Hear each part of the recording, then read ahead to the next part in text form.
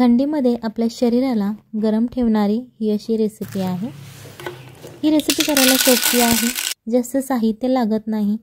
आपल्या घरात जे साहित्य अवेलेबल असतं त्यातूनच ही चविष्ट अशी रेसिपी तयार होते। जास्त वेळ सुद्धा ही रेसिपी घेत नाही। चला तर मग आजच्या रेसिपीला सुरुवात करूया। इथे आपल्याला सगळ्यात पहिल्यांदा एक वाटी चण्याची डाळ घ्यायची आहे। ही कच्ची चण्याची डाळ घेतलेली आहे। त्याच्यानंतर ही चण्याची डाळ आपल्याला मिक्सरच्या भांड्यामध्ये घालायची आहे आणि छान अशी ती बारीक करून घ्यायची।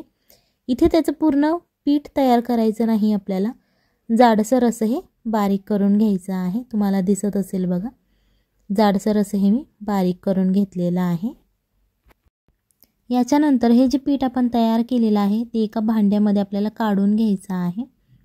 तुम्हाला दिसत असेल बघा, या पीठामध्ये जाडसरपणा सुद्धा आहे आणि असं एकदम बारीक असं सुद्धा पीठ आहे। यामध्ये आपल्याला चवीनुसार मीठ घालायचं आहे।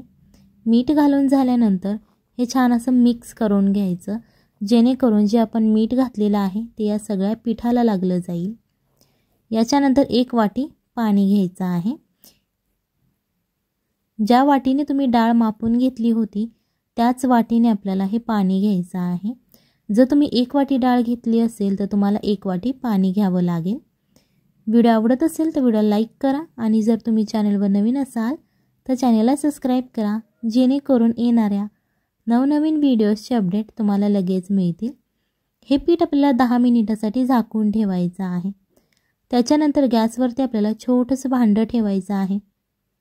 हा मी छोटा पॅन इथे वापरलेला आहे। तुमच्याकडे छोटी कढई असेल तुम्ही ती वापरली तरीही चालेल। या पॅनमध्ये आपल्याला 2 चमचे तेल घालायचं आहे।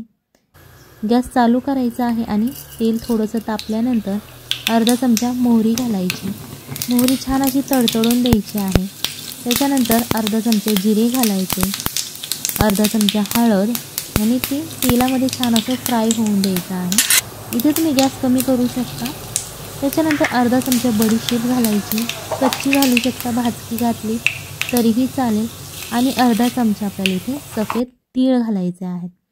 तुम्हाला दिसत असेल बघा, सगळे पदार्थ आपले छान असे तेलामध्ये फ्राय झालेले आहेत। हे पदार्थ जेव्हा फ्राय होतात त्याच्यानंतर तुम्ही गॅस बंद करू शकता, जेणेकरून ते जास्त शिजणार नाहीत, जास्त फ्राय होणार नाही।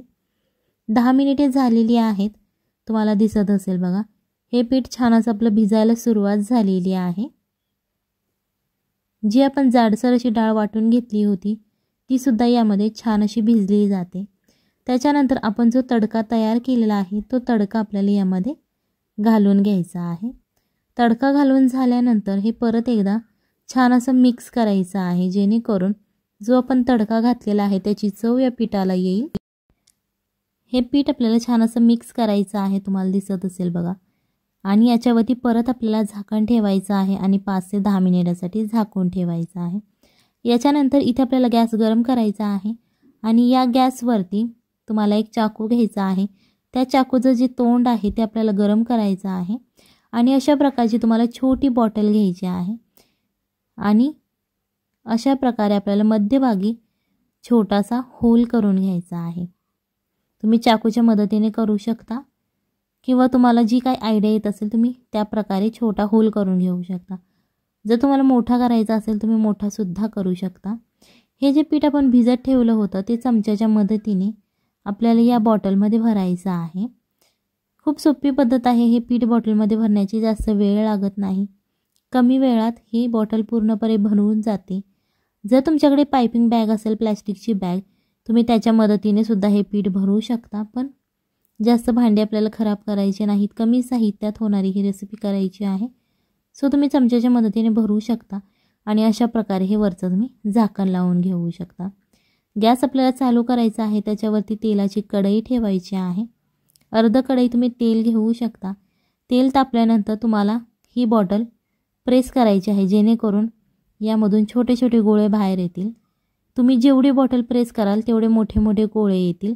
तुम्हाला जसे हवे असतील त्याप्रमाणे तुम्ही ही बॉटल प्रेस करायची आहे।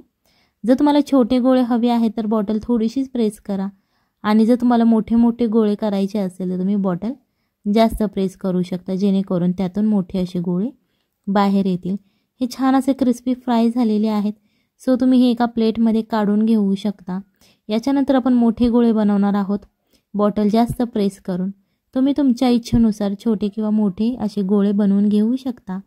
इथे तुम्हाला दिसत असेल बॉटल मी जास्त प्रेस करून हे मोठे गोळे तयार केलेले आहेत। चला तर मग भेटूयात पुढच्या रेसिपीमध्ये। तोपर्यंत बाय बाय, टाटा।